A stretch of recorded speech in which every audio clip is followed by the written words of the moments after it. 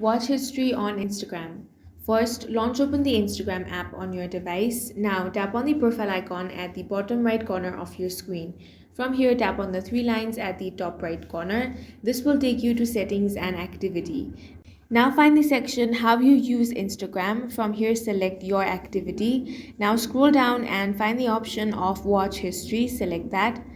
Here you will be able to find all of your watch history. Now to delete it, tap on the select option at the top right corner of your screen. Go ahead and select that. Select only the ones that you want to delete. If you want to delete all of this, then you simply want to select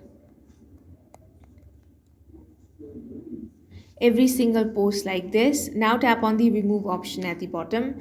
Tap on remove to confirm, and in this way all of your watch history will be cleared. That's all for this video. If you found it useful, make sure to hit the like button and subscribe for more videos like this.